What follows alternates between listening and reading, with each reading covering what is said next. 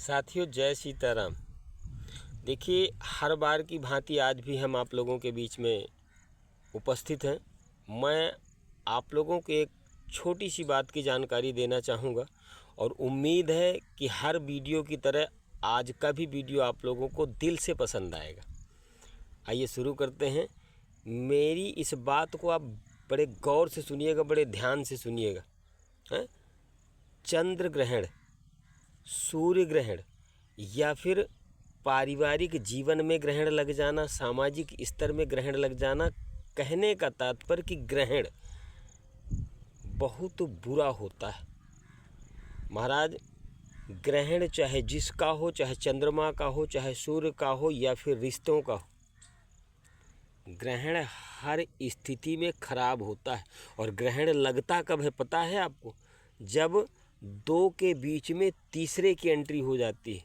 दो के बीच में जब तीसरा अपनी टांग लगाने लग जाता है तब ग्रहण लग जाता है। तो प्रयास करिए कि दो के बीच में तीसरे को घुसने की, आने की इजाज़त मत दो, जगह मत दो। वैसे तो घुसने के लिए तमाम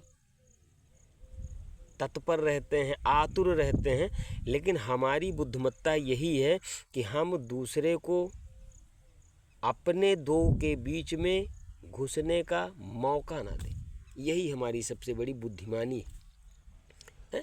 हम आपस में कितना भी लड़ें, ये हमारा मैटर है, ये हमारी प्रतिक्रिया है कि हम अपने सगे को किस तरीके से व्यवहार दे रहे हैं, किस तरीके का उसके साथ व्यवहार कर रहे हैं। ये हम लोगों का निजी मामला है। हमारी जातीय ज़िंदगी में किसी तीसरे की दखलंदाजी हमको बर्दाश्त नहीं होनी चाहिए, पसंद नहीं होनी चाहिए। तो निवेदन करूं, एक छोटी सी बात और बोलूँगा। मेरे बहुत अच्छे मित्र हैं, वो अक्सर मुझसे कहा करते हैं कि व्यक्ति समाज में, दुनिया में केवल और केवल अपनी बुद्धिमानी के आधार पर चमकता है। जितनी योग्यता उसके अंदर है, जितना ज्ञान उसके अंदर है, जितनी बात करने की, जितनी समाज में अपने आप को खरा दिखाने की शक्ति है, वही व्यक्ति समाज में चमकता है।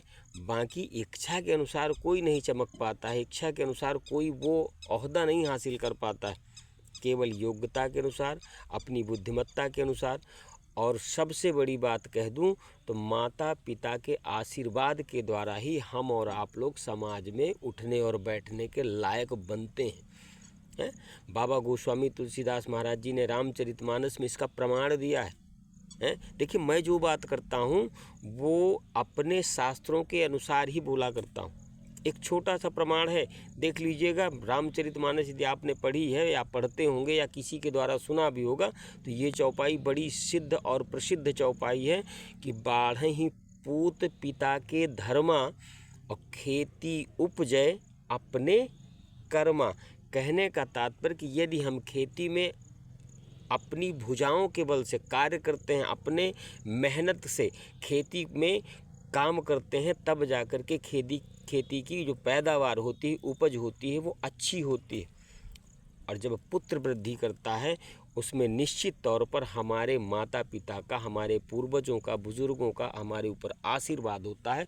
उनके सत्कर्मों से ही संतान प्रतिदिन, या यूँ कह दें कि रात दूनी, दिन दूनी, सॉरी माफ़ करिएगा, दिन दूनी और रात चौगुनी वृद्धि करती है, केवल माता पिता के आशीर्वाद से।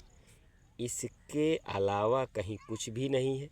बाकी तो बताने के लिए बहुत बहुत विद्वान हैं, एक से एक विद्वान भरे पड़े हैं। कहते हैं ना कि धरती वीरों से खाली नहीं है, हम तो उनकी पैरों की धूल के बराबर नहीं। ऐसे ऐसे विद्वान हमारे हिंदुस्तान में भरे पड़े हैं।